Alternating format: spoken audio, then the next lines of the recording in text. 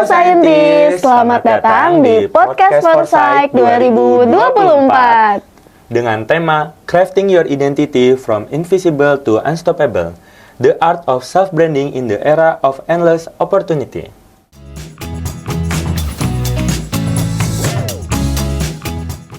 Foresight atau Forces Insight merupakan salah satu program kerja dari Departemen Community and Development Forces yang bertujuan untuk menyebarkan informasi ataupun pengetahuan melalui podcast.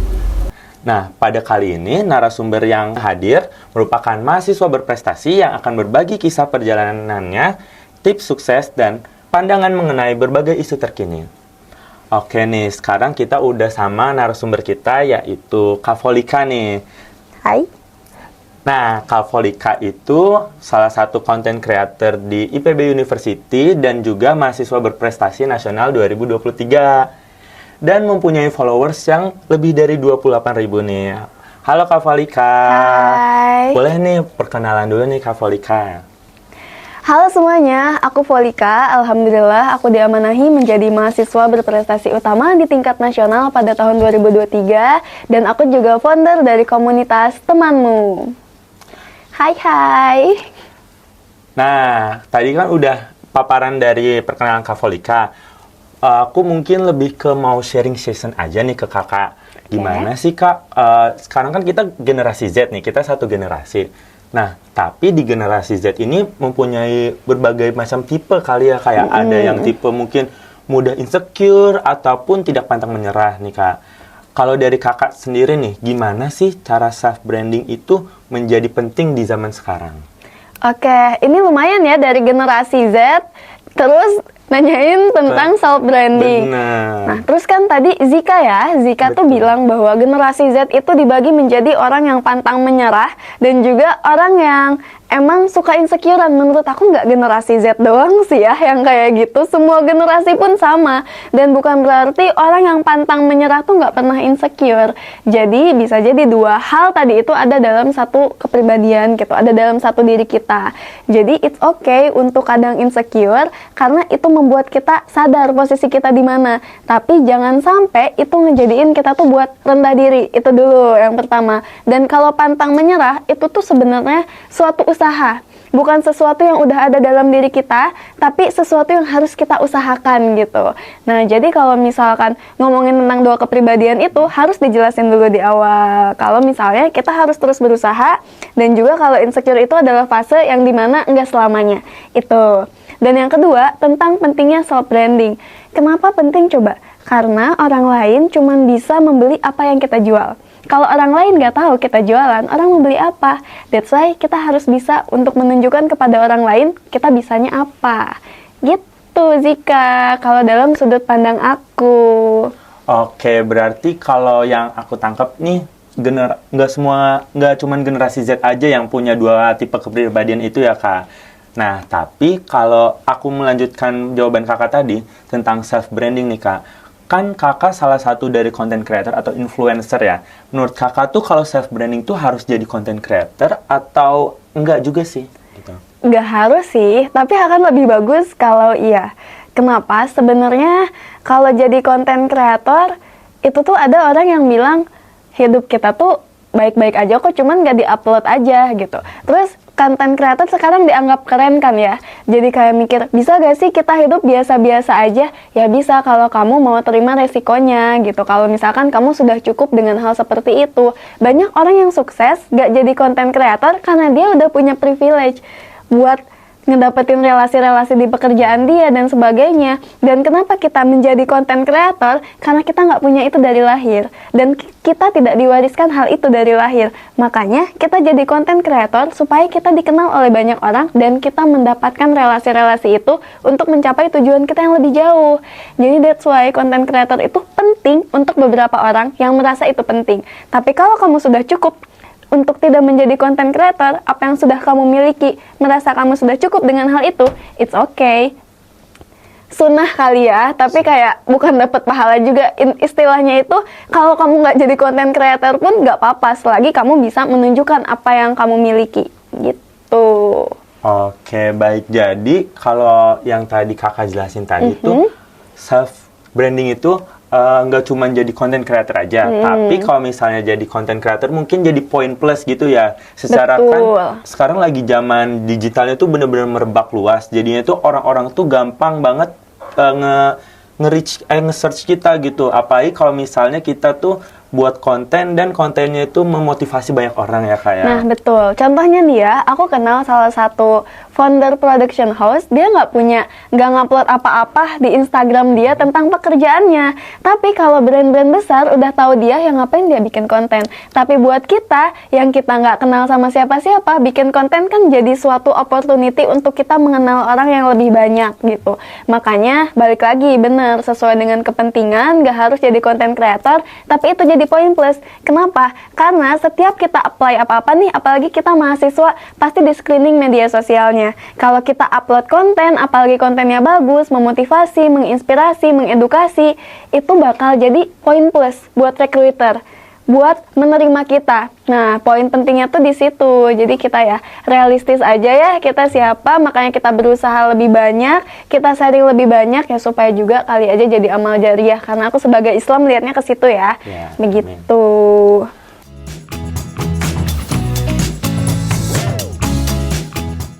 Oke nih, berarti mungkin lebih ke aku mau cari tahu lagi nih Kak. Mungkin mau menggali lebih dalam nih.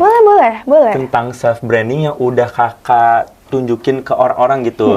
Dari yang aku lihat sendiri nih, Kakak tuh bukan cuman mahasiswa berprestasi aja nih, tapi Kakak juga ngasih banyak tips and trick gimana cara kayak kehidupan yang sebenarnya gitu. Maksud aku kayak kehidupan gimana kayak kita harus bersyukur, gimana kita juga harus tetap bisa menjalankan kegiatan, tapi juga kita tidak lupa sama ibadah kita gitu. Terus habis itu juga aku lebih ke mau cari tahu sih Kakak tuh ngejalanin kehidupan Kakak sama membuat self branding Kakak di itu tuh punya tingkat konsistensinya itu gimana sih Kak? Kayak seberapa pentingnya konsistensi yang Kakak miliki atau yang Kakak udah jalanin antara menjalani kehidupan yang Kakak sekarang sama Kakak tetap mempunyai self branding gitu kan? Oke, ini ada dua hal ya. Konten kreator itu dilihat dari kontennya dan followersnya biasanya. Followers aku nggak kebanyakan, maksudnya nggak banyak-banyak banget lah. 28.000 tuh kayak masih awal banget kan lah, masih ngerintis. Nah, jadi dulu tuh sebelum aku punya banyak followers, 28.000, nggak bisa dibilang banyak tapi nggak bisa kita sedikitkan juga. Itu branding aku tuh udah gitu-gitu aja gitu loh. Orang lain lihat aku, udah pasti si Polika orangnya kayak gini.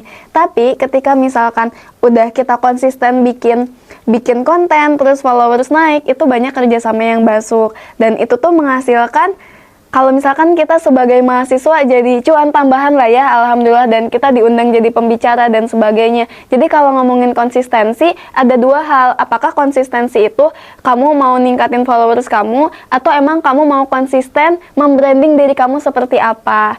Nah, itu juga ada tujuannya. Kalau misalkan tujuan kamu emang menunjukkan bahwa kamu bisa di suatu bidang gitu, ya nggak apa-apa kan, nggak punya followers banyak dan nggak konsisten pun nggak apa-apa, kayak sebulan sekali pun nggak apa-apa, yang penting orang lain teredukasi, oh nih anak bisanya ini.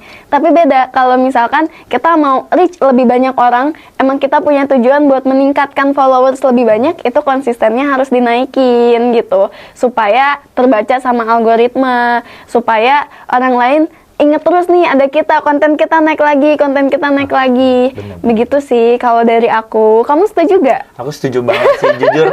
Kayak aku juga mau mulai merintis nih kayak Kakak. Jadinya kayak pas aku ngeliat IG Kakak, wah Kakak bener-bener orang yang cukup konsisten gitu dalam segi mengupload edukasi, ataupun Kakak juga memberikan beberapa masukan ataupun beberapa kayak kata-kata inspiratif gitu Kak. Nah gini, tentang konsistensi kan, kamu bilang aku sudah konsisten, tapi sebetulnya teman-teman, aku tuh nggak sekonsisten itu. Dulu followers aku bisa naik 3 kali lipat cuman dalam 1 bulan karena aku konsisten ngupload konten. Tapi setelah itu aku naik, gak aktif lagi. Jadi nggak ada momentum untuk itu naik lebih banyak. Tapi kalau ngomongin self branding aku tuh gitu-gitu aja gitu loh. Aku ngomongin tentang A, B, C, udah gitu. Jadi ya balik lagi gitu, apakah konsisten itu kamu untuk apa? Oke, berarti kalau yang aku tangkap tadi nih mengenai konsistensi dari Kakak itu Mungkin sebagai viewers ya aku ya kak. Kalau dari kakak kan tadi point of view-nya sebagai kakak yang mempunyai akun sosial medianya. Kalau dari yang aku lihat, wah Kak Volika ini benar-benar menginspiratif gitu loh. Jadinya tuh aku mempunyai kayak banyak terkagum lah ibaratnya sama kakak. Oke, alhamdulillah. Aku juga mau nambahin ya, terkait dengan followers itu, kenapa aku ngomongin followers? Karena kebanyakan orang tuh menilai konten kreator tuh dari followers. Gak gitu juga. Kemarin aku menjadi moderator karena yang ngisi acaranya itu salah satu tenaga ahli tenaga ahli Kementerian Perekonomian Indonesia. Nah, dia tuh keren banget. Followersnya nggak banyak, tapi materi yang dia sampaikan parah. Keren abis gitu. Mungkin yang followersnya banyak kayak aku pun masih kalah dari segi PPT dan sebagainya. Makanya itu nggak bisa dijadikan patokan. Tapi kalau kamu mau jadi konten kreator, mau membranding diri kamu, konten kreator yang paling penting itu adalah kontennya. Isinya, apa yang kamu sampaikan. Mau berapapun yang lihat, kalau itu kebaikan, insya Allah akan sampai kepada orang yang butuh. Gitu, berapapun viewersnya akan sampai kepada mereka yang memang jadi kamu pernah nggak mendengar bahwa setiap tulisan akan sampai kepada pembacanya? Nah, kalau aku ngeganti, setiap konten akan sampai kepada siapa viewersnya, gitu deh intinya. Pernah banget, aku pernah dengar. Oke, berarti kalau dari yang udah konten yang kakak buat itu, kakak punya targetnya nggak sih kak? Maksud aku kayak target dari konten kakak itu siapa aja gitu? Misal mahasiswa yang lagi butuh saran buat ikutan lomba atau apa gitu kak? I see. Secara gak langsung iya sih, tapi aku di sini berusaha untuk menyampaikan tidak hanya dari experience aku ya, tapi juga dari experience teman-temanku yang juga sesama konten kreator. Aku itu bikin konten sebenarnya kayak pengen sharing aja. That's why naiknya itu tuh nggak senaik orang-orang. Nah, tapi sekarang aku pengen belajar untuk lebih terstruktur, untuk lebih rapi. Teman-temanku yang punya sasaran dalam membuat kontennya, punya planning kontennya, itu opportunity yang masuk lebih banyak, insight yang naik lebih bagus. That's why gak ada salahnya. Walaupun misalkan kita udah tahu mau nyampein apa, tapi membuat konten planning itu tuh akan sangat bagus. Apalagi kita udah tahu sasarannya siapa. That's why konten kita nggak jadi gado-gado, tapi kita membahas maksimal itu 3 topik ya, A, B, atau C gitu. That's why kita juga harus tahu diri kita ini sebenarnya mau ngapain, mau kemana. Jadi sebelum bikin konten kreator, kita harus paham juga diri kita seperti apa. Itu penting. Oke.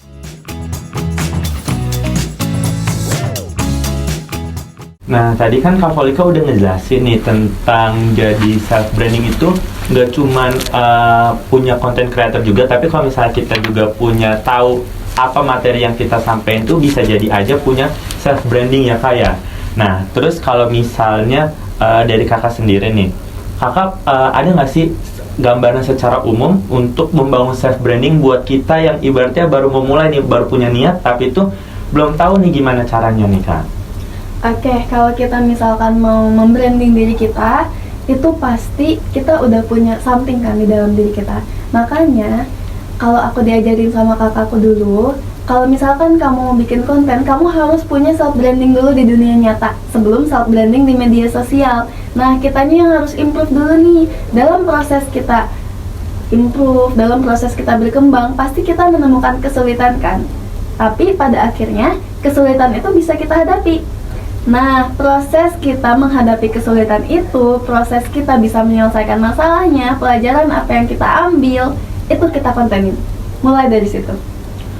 Oke, tapi kalau bagi yang belum punya ini kak, punya niat tapi mereka tuh masih takut gitu kak buat mulai. Tapi udah ada niat tapi kayak aduh masih maju mundur nih, feelsnya kayak masih nano-nano gitu kan. Oke, kalau itu ini aku suka banget quotes ini. By the way, ini produk dari Fidoci Official ya. Ini sekalian. Ini tuh tulisannya fear is part of being brave, but it doesn't hold you back. Jadi kayak ketakutan itu bukan berarti kita nggak mulai, dan keberanian itu bukan berarti kita nggak punya rasa takut.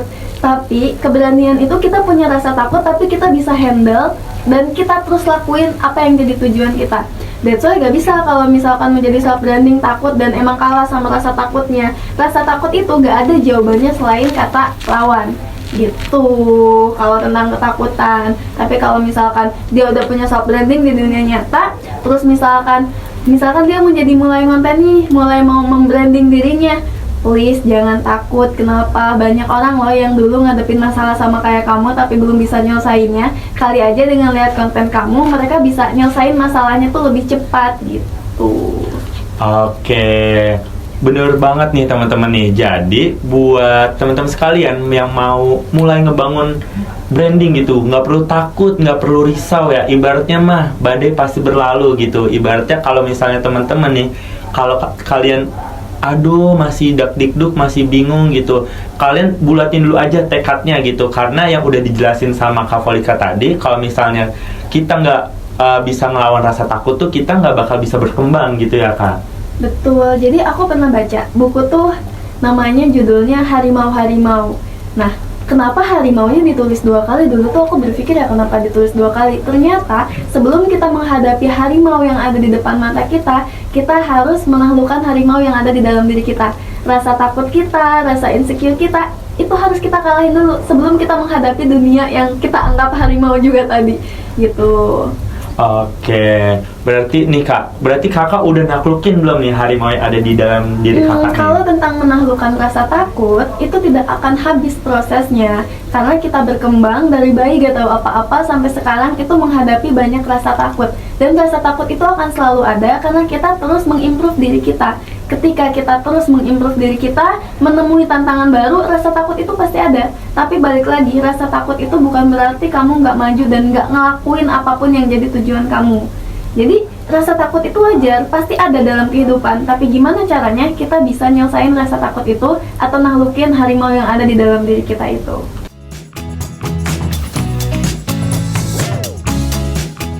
Aku masih kepo nih, masih kepo terkait self branding yang udah Kakak lakuin. Apa sih Kak dampak ataupun yang Kakak rasain setelah Kakak ngebuat self branding yang udah Kakak bangun selama ini? Aku kaget sih ya dulu. Aku merasa bukan siapa-siapa, tapi kayak diminta untuk datang ke acara ini, terus diminta untuk menghadiri acara ini, jadi pembicara di sini bahas sesuatu. Oh, aku di situ sadar ternyata sedikit banyak yang kita berikan atau kita membuat konten, dibaca orang lain, dilihat orang lain tulisannya, itu tuh ternyata beneran bermanfaat buat orang-orang yang tepat. That's why kayak jangan takut, sedikit apapun ilmu, itu tuh tetap ilmu. Makanya opportunity itu tuh datang banyak, kenal dengan banyak orang, terus juga kita bisa melakukan experience baru, mendapatkan tawaran pekerjaan, lumayan kan ya sebagai mahasiswa. Selain itu juga kayak, pokoknya banyak banget deh, dari Instagram tuh parah, banyak banget opportunity-nya. Makanya aku sering kasih tahu ya ke orang-orang, kalau kamu ngerasa gak punya privilege, tentu kita harus bikin privilege kita sendiri kan. Dan konten kreator itu tuh terbuka untuk semua orang, mau kamu di desa, mau di kota, kamu tuh bisa ngelakuin itu. Jadi itu bisa jadi salah satu alternatif solusi yang kamu coba. Gitu Zika. Oke, berarti nih kalau misalnya kita udah naklukin harimau yang ada di bukan naklukin nih, maksudnya kayak kita tuh udah mencoba buat keluar dari zona nyaman kita, melawan rasa takut kita dan mencoba untuk memulai branding kita, terus juga kita bakal mendapatkan benefitnya juga nih ya kan. Iya, tapi kalau ngomongin benefit itu jangan dijadikan tujuan.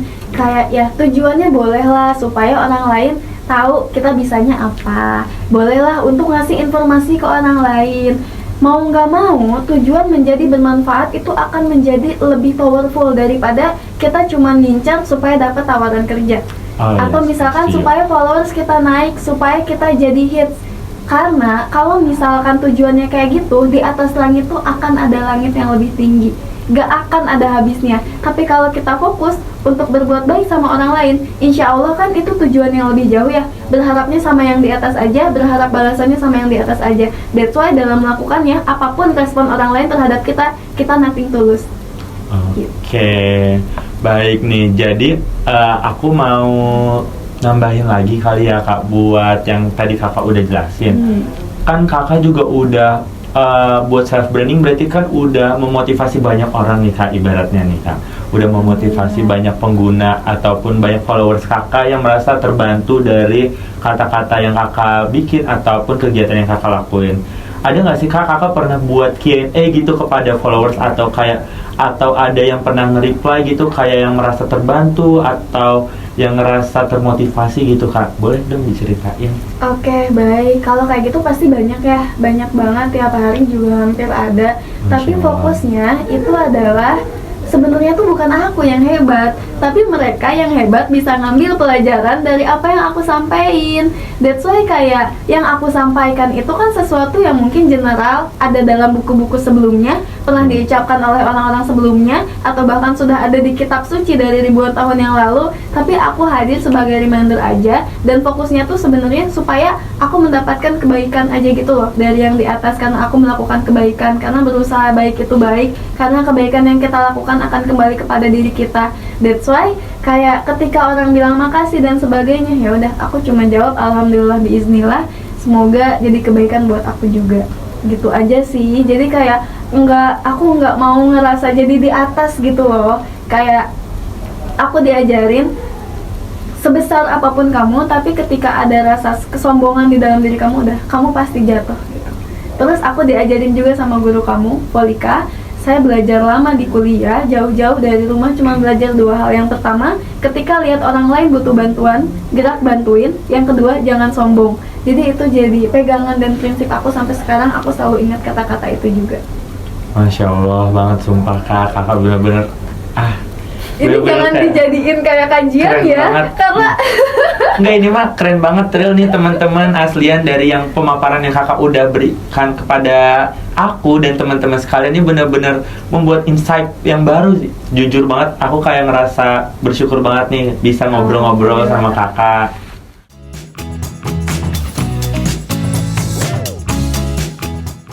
Aku mau tahu respon dari Kakak. Jadi ada nih teman aku nih yang punya value-nya tuh bagus, cuman dia tuh kayak masih nggak tahu nih gimana cara nge-branding dirinya dia sendiri. Tapi aku yakin tuh dia bakalan berhasil.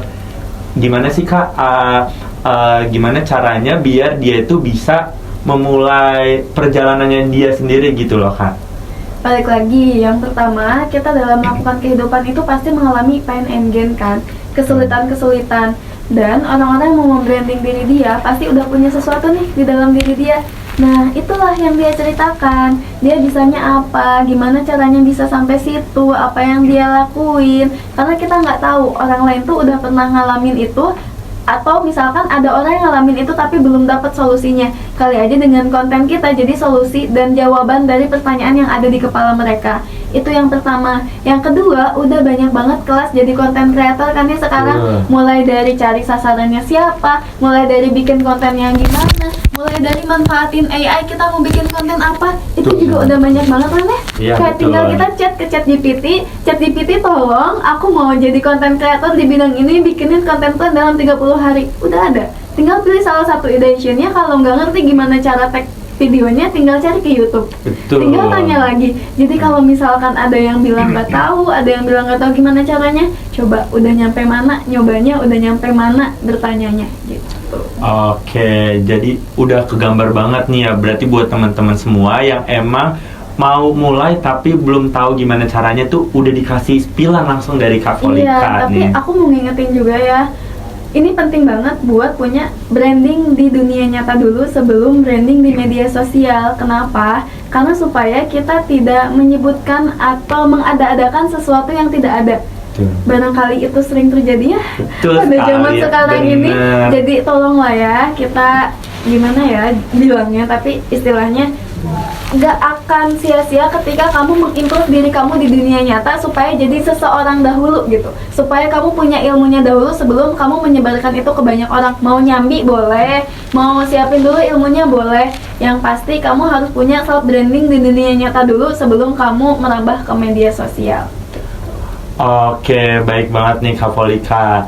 Nah, teman-teman nih, jadi kalian semua udah kegambar belum nih? Kalau udah kegambar, semoga kalian bisa melanjutin perjalanan atau aktivitas kalian nih biar bisa menjadi seperti Kak Polika gitu. Siapa tahu ada yang terinspirasi, terus bisa mau juga ngebuat self branding seperti Kak Polika. Itu jadi kayak Masya Allah banget ya Kak ya. Gak harus jadi aku, setiap orang punya uniqueness sendiri. Ya udah, jadi diri kamu sendiri aja dengan jalan yang kamu pilih, karena nggak semua orang mau jadi aku. Tapi kalau misalnya ada yang terinspirasi gitu Kak, jadi kayak wah ternyata Kak Volika bener-bener ngeinspirasi aku banget gitu. Kalau menjadi contoh gitu, contoh baiknya mah wah Kak Volika bener-bener merasa keren banget sih. Alhamdulillah, tapi aku berharap orang-orang tuh malah melebihi aku gitu loh.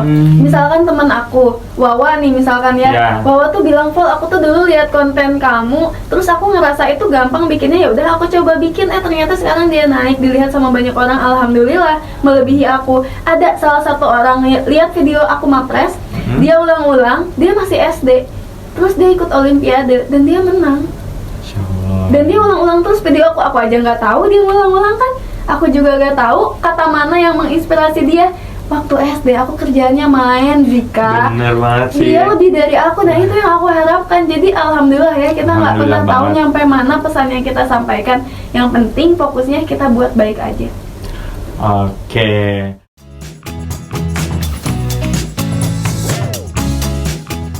Dalam menjalani kehidupan pasti ada rasanya demotivasi Kak, atau kayak rasanya kayak aduh capek banget, apalagi Kakak pas ngejalanin kegiatan Kakak kan sambil kuliah juga ya, kan kuliah juga nggak segampang itu. Jadi gimana sih Kak cara menghilangkan rasa demotivasi Kakak, atau apa yang Kakak lakuin ketika Kakak pas lagi demotivasi? Kalau aku lagi demotivasi, ini aku tidak tahu ya semua orang apakah sama atau tidak, pastinya ada perbedaan. Tapi aku tuh dulu orangnya itu sangat sayang sekali dengan waktuku. That's why ngobrol sama orang tuh kalau nggak penting-penting banget ngabisin waktu buat aku. Padahal ternyata Tuhanku bilang tuh, kamu tuh di dunia tuh sia-sia kecuali obrolan yang bermanfaat. Oh ternyata ngobrol tuh sepowerful itu. Dan aku merasakan sendiri ketika misalkan aku sedang sedih, aku sedang demotivasi, ketika berbicara dengan orang lain, itu tuh jadi energi aku tuh bertambah gitu loh. Terus aku kalau lagi sedih nih, lagi di kuliah, aku datang ke ibu kos aku ceritain, "Ibu, Volika lagi ngalamin ini." Dengan ibu kos yang sudah memiliki pengalaman hidup lebih lama tuh ngasih lah nasihat-nasihat. Nah, hidup ini, nah kehidupan ini. Tapi ternyata dari situ tuh aku sadar lagi, oh iya ya, dunia itu emang tempatnya kadang sulit, tapi bukan berarti semuanya kesulitan. Jadi ada insight-insight positif yang masuk ke aku. Misalkan kemarin aku lagi capek banget, overwhelmed, aku nginep di temen aku. Terus aku cerita, temen aku ngasih tahu lah, "Volika, kamu tuh punya kelebihan ini. Baiknya kamu fokus sama kelebihan kamu, gini. That's why ketika ngobrol sama orang lain itu ada sesuatu yang kita barangkali nggak lihat, tapi orang lain lihat di kita. Dan orang lain tuh bisa melihat lebih jelas karena bukan orang yang ngalamin masalahnya. That's why ketika lagi demotivasi, itu aku biasanya ngobrol sama orang. Makanya pastiin surrounding kamu, environment kamu itu adalah orang-orang yang baik, orang-orang yang sayang sama kamu. Oke Kak, wah demotivasi versi Kakak sendiri bener-bener punya solusi ya Kak, biar Kakak tuh bisa lebih jadi bangkit lagi ke depannya gitu, biar Kakak bisa ngelanjutin kegiatan Kakak selanjutnya gitu. Oh, proses, tidak semudah itu ya. Memang ada fasenya dalam kehidupan ini kita lelah, tapi ya nggak apa-apa. Kelelahan dan tantangan itu kalau misalkan kita emang mindsetnya pembelajar, jadi suatu hal yang biasa. Karena kita kan mau improve, pasti ada tantangannya. Jadi kalau nemuin masalah, nemuin tantangannya, oh ya udah, hal itu pasti ada gitu. Jadi aku tidak berekspektasi dunia ini akan mudah, tapi yang aku pastikan aku akan berusaha keras.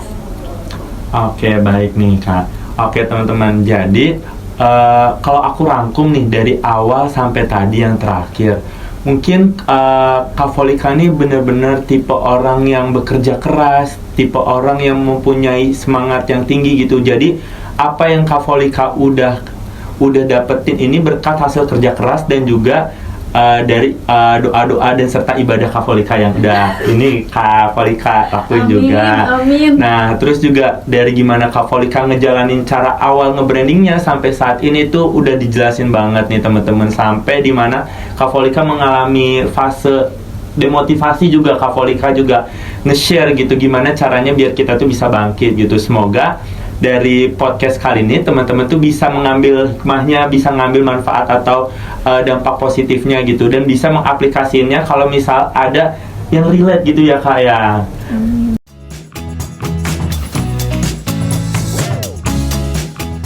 Gitu. Mungkin kalau dari Kak Volika sendiri ada nggak yang mau disampaikan kepada teman-teman? Oke, ini terakhir ya pesan dariku. Jadi ketika tadi aku menuju ke sini di stasiun, aku membaca dulu salah satu artikel tentang judulnya itu mendapatkan apapun yang kamu inginkan. Dan satu tips pertama atau satu langkah pertama adalah tahu tujuan kita kemana. Terus yang kedua, itu konsisten. Yang ketiga, percaya dengan waktu. Jadi Einstein tuh bilang bahwa ada yang namanya tuh compound interest. Ketika kita melakukan sesuatu secara konsisten, bakal ada momentum itu tuh naiknya tinggi banget. Makanya kalau misalkan kamu lihat orang yang udah di atas, percayalah itu bukan proses satu malam, tapi proses yang lama. Mungkin dia jatuh lagi, atau misalkan dia jatuh dulu, tapi yang pasti dia tuh akan terus bangkit gitu loh. That's why kalau misalkan kamu menginginkan sesuatu dalam kehidupan ini, kamu tentukan, definisikan tujuan kamu itu apa, dan kamu usahakan bahwa proses jalan kamu dalam kehidupan ini adalah menuju tujuan itu. Lama-kelamaan insya Allah bakal kelihatan hasilnya, walaupun nggak cepat, walaupun mungkin kok nggak berubah-berubah, tapi percayalah proses itu tuh ada, dan perubahan itu ada walaupun nggak nampak. Itu yang ingin aku sampaikan.